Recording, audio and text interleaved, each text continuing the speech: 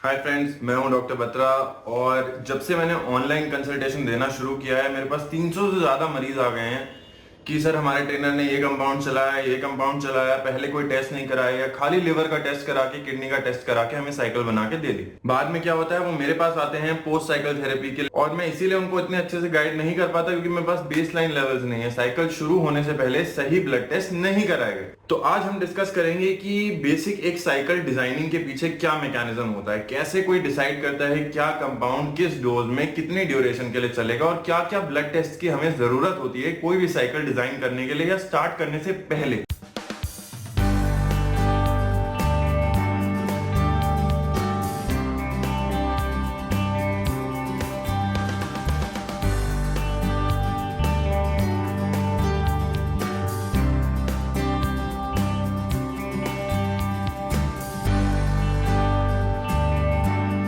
Video शुरू करने से पहले जरूर एक वार्निंग दूंगा कि साइकिल जो भी चलती हैं या हार्मोन एक्सोजीनस जो भी लिया जाता है वो आपके डॉक्टर की सुपरविजन में होना चाहिए।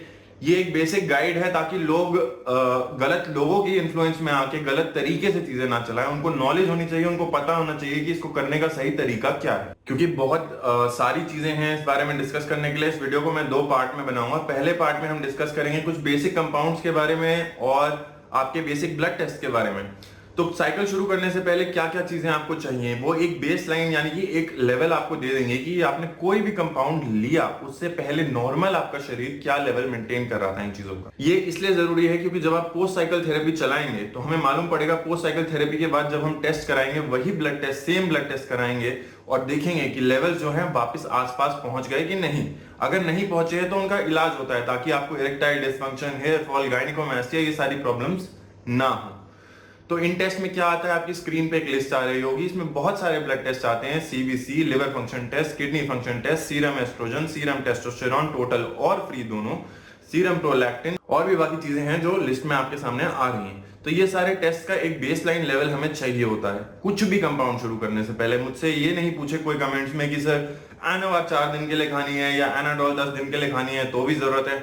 हाँ सर, अगर कोई भी स्टीरॉइड किसी भी ड्यूरेशन के लिए चल रहा है, छोटी से छोटी साइकिल के लिए भी blood test, post cycle therapy ये सही मेडिकल तरीका है।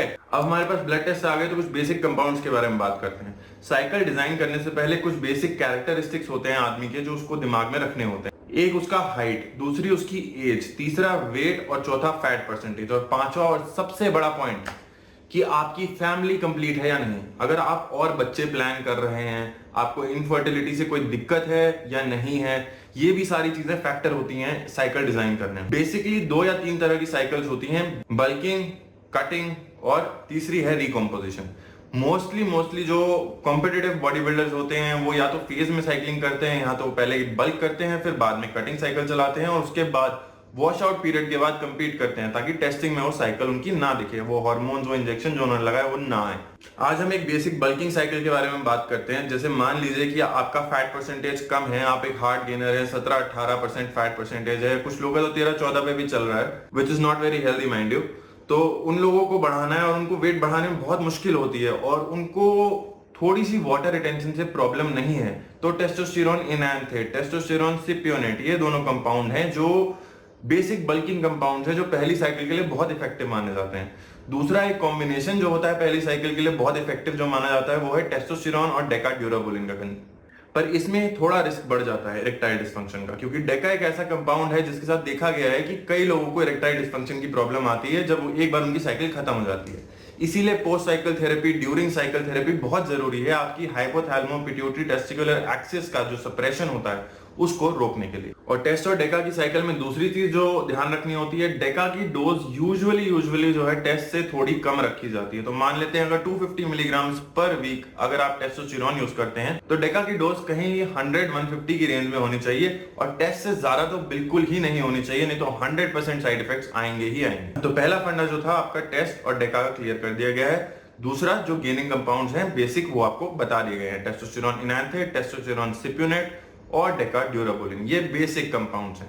इसके बाद एडवांस साइकिल के जो कंपाउंड्स हैं वो हम अगली वीडियो में डिस्कस। अब बात करते हैं बेसिक कटिंग कंपाउंड्स की। यूजुअली बहुत लोगों की आदत होती है कि कटिंग अगर कर रहे हैं तो वो बहुत सारे कंपाउंड्स कंबाइन कर देते हैं कि जल्दी इफेक्ट आएगा या ज्यादा इफेक्ट आएगा। एक मैं आपसे रिक्वेस्ट करूंगा सर कि पहली साइकिल जो होती है किसी की भी फर्स्ट साइकिल, उसका जो रिजल्ट होता है दैट इज अनपैरेलल्ड।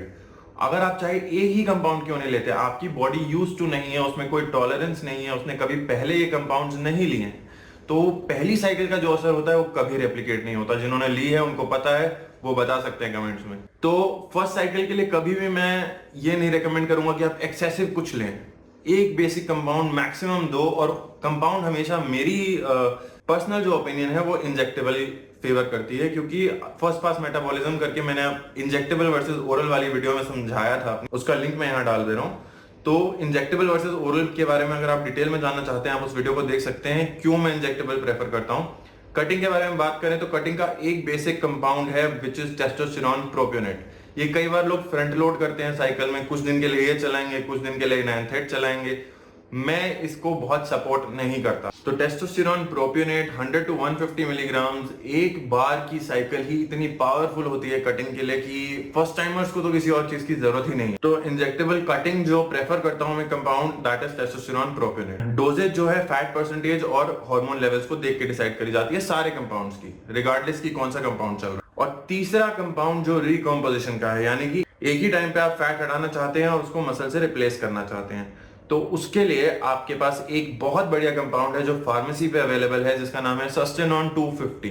ये एक ब्लेंड है टेस्टोस्टेरोन्स का। इसमें short acting, medium acting, long acting, very long acting, सारी तरह के एस्टर होते हैं। तो लो डोजेस का असर 3 से 4 दिन में भी बनना शुरू हो जाता है, और जो मीडियम एक्टिंग कंपाउंड्स होते हैं 7 से 8 दिन में वो इफेक्ट करते हैं, और जो लॉन्ग एक्टिंग कंपाउंड होते हैं 12 से 14 दिन में वो इफेक्ट करते हैं। तो एक सस्टेन्ड कवर आपको मिलता है, इसीलिए उसका नाम रखा गया है सस्टेनॉन। क्यों? ऑर्गेनॉन नाम की कंपनी ने बनाया था, और सस्टेन्ड रिलीज टेस्टोस्टेरोन है, तो Organon plus sustained release testosterone is Sustanon. तो ये एक बेसिक ओवरव्यू था आप लोगों के लिए कि बेसिक जो साइकिल्स होती हैं उसमें कंपाउंड्स का डिसीजन कैसे लिया जाता है।